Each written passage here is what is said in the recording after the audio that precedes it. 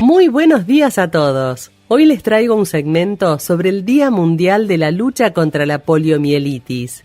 La poliomielitis tiene un nombre con origen griego. Polios es gris y mielos es médula. Esta enfermedad es una inflamación de la materia gris de la médula espinal que genera debilidad y hasta parálisis en las piernas en su forma más común y es causada por el virus poliovirus. Los historiadores de la medicina coinciden que por evidencia gráfica el primer registro que hubo de esta enfermedad se da en Egipto entre el año 1580 y 1350 a.C., porque en esa época aparece en el arte egipcio un hombre con una pierna que está claramente atrofiada. Sin embargo, recién a fines del siglo XVIII se describe esta enfermedad como la debilidad de las piernas. Esto fue después de varios brotes en 1789. Y 50 años después, en 1840, recién ahí la relacionan con la médula espinal. Esta es una enfermedad que afectaba, y digo afectaba porque por suerte está prácticamente erradicada, a menores de 6 años, sobre todo varones. Mi papá tuvo polio cuando era muy chiquitito y por suerte lo agarraron a tiempo y fue leve, pero sí le dejó una pierna más finita que la otra. En la mayoría de los casos la parálisis era irreversible y el niño no volvía a caminar. Incluso podía llegar a paralizar la garganta y el pecho, o sea que sin asistencia respiratoria el enfermo de polio muere. Esta enfermedad se contagia por medio de secreciones nasales y orales, y también por contacto con heces contaminadas, y los brotes normalmente se daban en verano, por eso le tenían pánico a las piletas de los natatorios y a los baños de los clubes. El poliovirus entra al cuerpo por la boca y se va multiplicando hasta que llega al tracto digestivo. Ahí se hipermultiplica y hace un desastre. En el siglo XIX, la máxima experta en polio en Estados Unidos fue una médica que se llamó Marin Putnam. Ella fue la primera mujer en graduarse como médica en París y además estaba casada con un pediatra. Por lo tanto, juntaron las dos experiencias y ella logró ser experta en polio en Estados Unidos.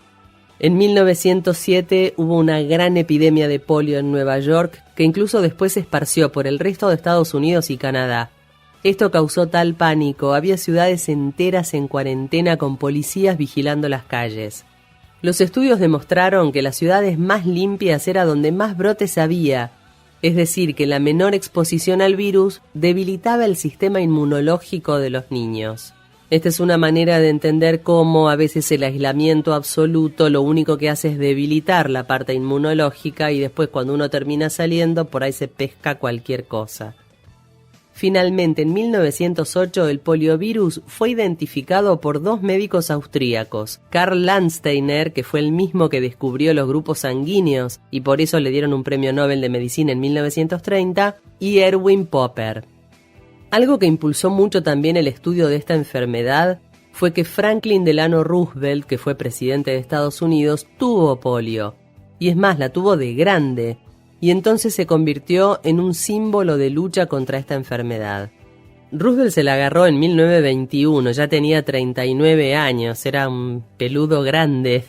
Y tampoco le impidió ser presidente de Estados Unidos 4 veces, porque en aquella época sí se podía repetir tantas veces. Él había sido muy deportista, tenía un estado físico impecable antes de enfermarse y de hecho parece que se la agarró nadando. Un día después de nadar vio que no podía mover bien la pierna izquierda, después tenía fiebre y después ya tuvo dolores tremendos en las piernas y en la espalda y en 2 días Roosevelt ya había perdido toda la sensibilidad de la cintura para abajo. Consultaron con el especialista más top que existía y le diagnosticó polio, avisándole que si bien no era grave, no le podía garantizar que pudiera volver a caminar. Roosevelt, que era muy nadador, basó toda su rehabilitación en la natación y creó el centro que se llama Warm Springs en Georgia, que sigue atendiendo a personas con discapacidades. Hizo todo lo posible para volver a caminar, pero lamentablemente terminó su vida en silla de ruedas. Se dedicó de lleno a juntar fondos para el tratamiento de la polio y recaudó más de $700.000. Además creó una fundación para financiar la búsqueda de la vacuna.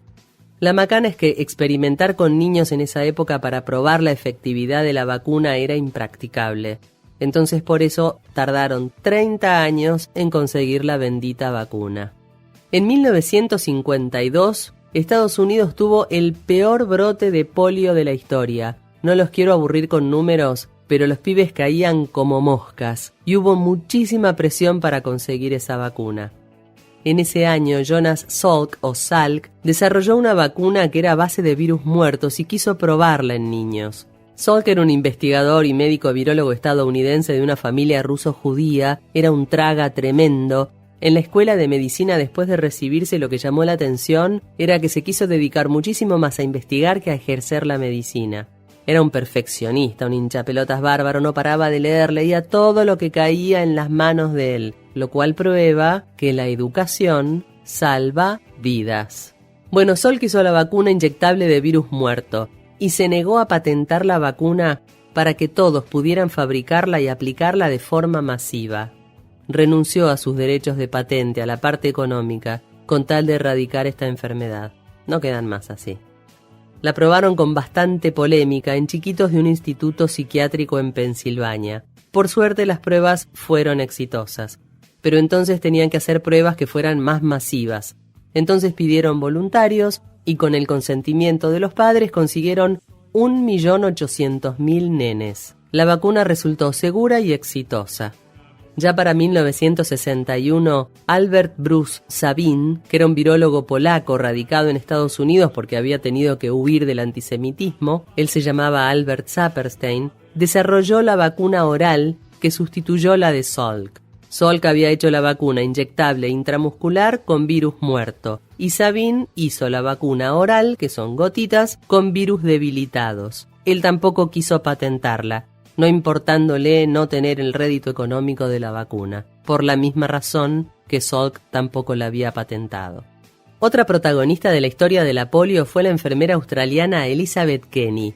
Ella nació en 1880 y empezó trabajando como enfermera rural. Durante la Primera Guerra Mundial trabajó como enfermera para la Armada Británica. Ella ya había asistido a enfermos de polio en su época de enfermera rural y le aplicaba tejidos de algodón calientes y les hacía hacer ejercicios a los enfermos y parecían mejorar porque era como una rehabilitación.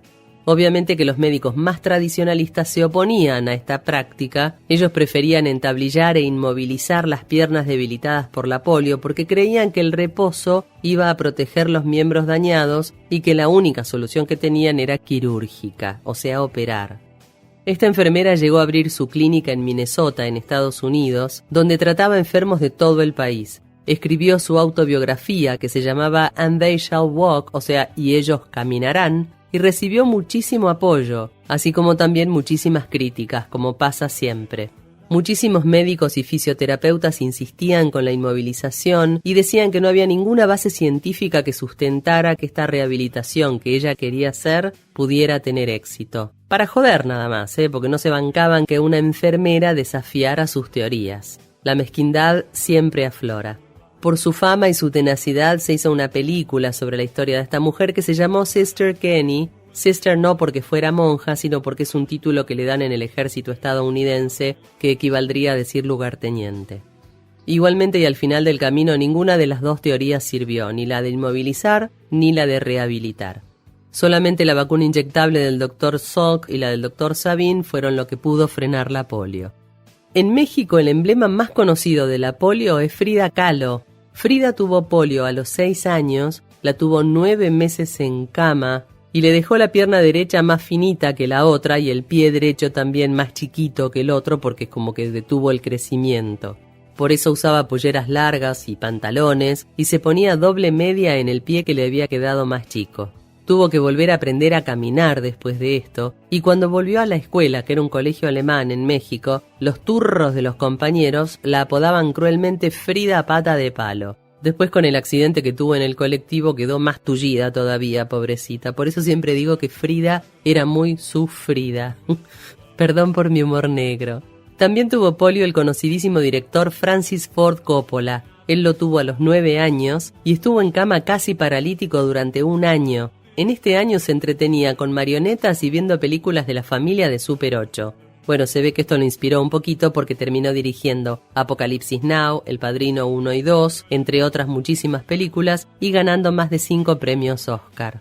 Otros famosos que tuvieron polio fueron el emperador Claudio, el escritor de ficción inglés Arthur Clarke, que es el autor de 2001 Odisea del Espacio, Yo era chica, vi la película y me resultó un bodrio tremendo y me quedé dormida. El físico estadounidense Robert Oppenheimer y el violinista israelí Isaac Perlman.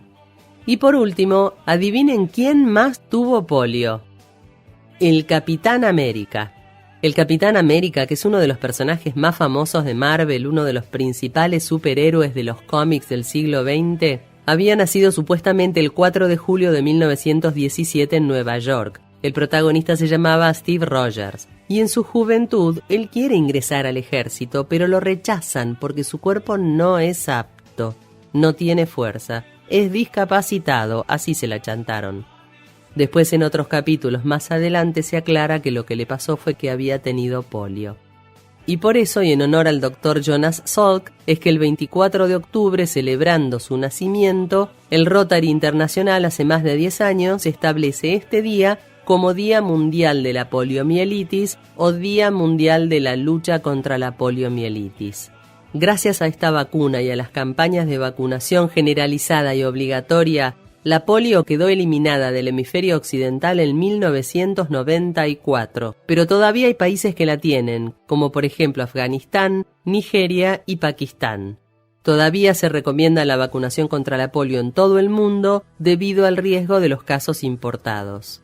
En Argentina, el calendario nacional de vacunación incluye las primeras 2 dosis con vacuna inyectable a los 2 y a los 4 meses. Yo recuerdo haber tomado la Sabin, creo que en primer grado o a los 5 años, pero me acuerdo que eran gotitas. El último caso de poliomielitis por virus salvaje en Argentina se registró en 1984 en Colonia Santa Rosa, que es en Orán, Salta.